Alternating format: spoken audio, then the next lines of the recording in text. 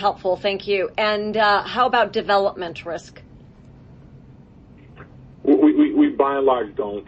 Well, I shouldn't say by and large. We don't take development risk. I think the earliest the development capital that we've spent is really around if we're at a stage where we have high visibility of something getting close to financial close within sort of, call it, 6 months to a year, we'll certainly start spending our capital to help do sort of cross T's and dot I's and do final negotiations on contracts to make sure they're bankable, and obviously start spending money to get our capital ready to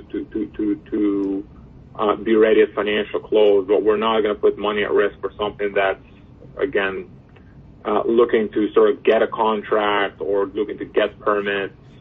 So we'll get involved and spend money, sort of put capital at risk at the end of a development process, but not necessarily fund the development team to go out and find assets. Okay, that's or very develop helpful. Assets. That's very helpful. Thank you. So what do you know about us? Is it worthwhile taking a step back and giving you a quick overview? I think that would be wonderful. Sure. So Grafton Asset Management was formed about 9 years ago by Rick Grafton and myself. Rick's background is he's a career oil and gas financier up here in Calgary, Alberta. And he was involved also just on the power side in the formation of Maxim Energy, just as an FYI.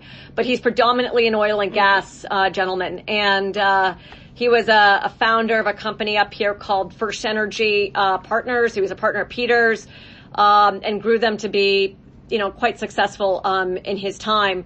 But fundamentally, he's a financier of oil and gas companies. So, and every decade there's huge opportunities. And so he was a seed financier for Amber Energy, Pac Alta, sold North Rock. All three of these companies sold to Unocal and Encana for approximately about $1 billion. He was a seed funder in all the oil sands projects. So he's an oil and gas guy, right? 40-year plus oil and gas gentleman. Financier. My background is more broad-based general investing. And before coming to Calgary, worked for a firm called New Vernon. Arshad Zakaria's firm ran North America for a company called Cambridge Solutions, and basically started my career in entrepreneurship. And started my career at McKinsey and Company before I went into entrepreneurship, and so Grafton Asset Management is a weird beast. We are fundamentally an investment platform. So we have raised and deployed about $1.2 billion in oil and gas. We've done it ourselves. We've done it with our own money, and we've done it with third-party capital. Riverstone Energy out of New York is our largest investor on the oil and gas side of our house.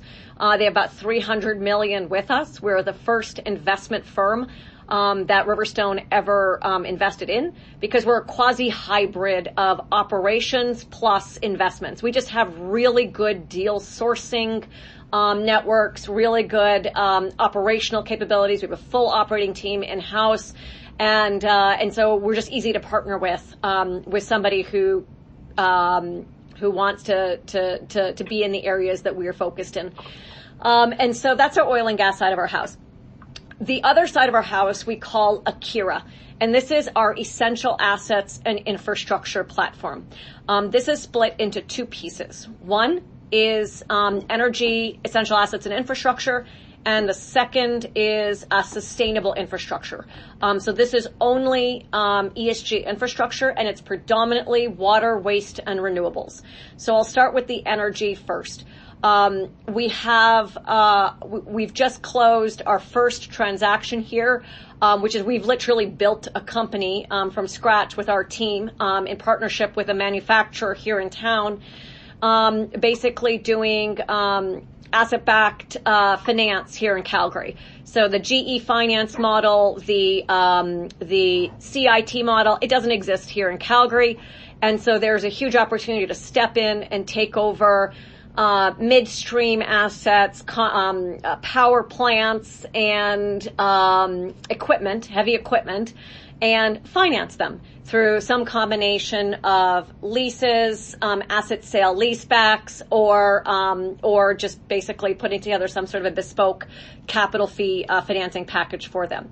So in this one, we're quite small still. Our current platform is about $22 million in this. It's called North Base Finance, and we have it's all cash flow distributable returns. And we average in our first $22 million about 14% distribution per annum. Our pipeline for that is right now we have verbal approvals for about 80 million more, which we expect to close in Q1. And then we have a pipeline behind that of about $400 million. But these are all in small tranches. I just want to be clear. So we don't look at transactions in this piece basically above $30 million equity checks. So we can put together a nice sizable chunk, but it will not happen in one transaction. And I just want to make sure I'm aware, I let you know this because I don't want to waste your time, Thomas. We've had GIC come into our offices every quarter and GIP come into our offices every quarter, and they love what we do. They love our transactions, and they say, "Can you do this at $250 million?" And our answer is no, we cannot. So we can put together a $250 million platform, but it's going to be in $20 million transactions. So FYI. So I just want to make sure you're aware. So that's our energy infra platform. In it right now, in the $22 million, we have predominantly compression assets, and we have gensets, power gensets. They're all brand new, and we finance them for third parties. In the pipeline of what we will close this quarter, of that 80 million, there is a approximately $30 million asset sale leaseback for a midstream battery. And then there is about $30 million for a CHP project, and then there's about $30 million for a fully contracted gas plant, where we have literally figured out how to take a merchant risk and put in a contract to swap AECO to AESO basis risk, and therefore turn it into a contracted tolling arrangement. So that's basically our energy essential assets and infrastructure platform. Small right now, growing really fast, and we expect to get to about $500 million within the next 18 months or so in assets. Right now, to be really blunt, PE capital here is either has to be super short term for us because we're getting pretty cheap debt capital to do this, because this is all heavy asset backed. So in order to make your pref hurdle plus a carry, this would literally be super, super short turnaround time, where we would do this like a 2-year and then refi you out with a bank and basically buy you out. So just FYI on that, may not be interesting to you.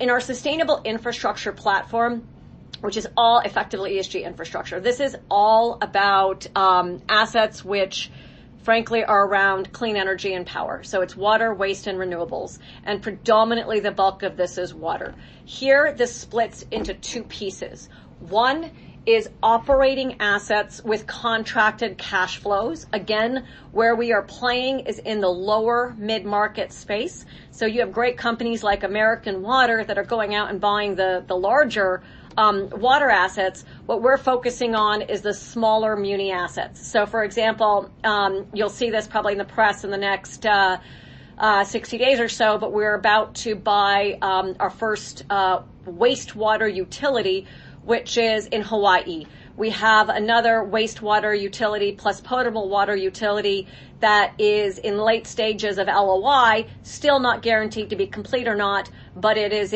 up here in Alberta.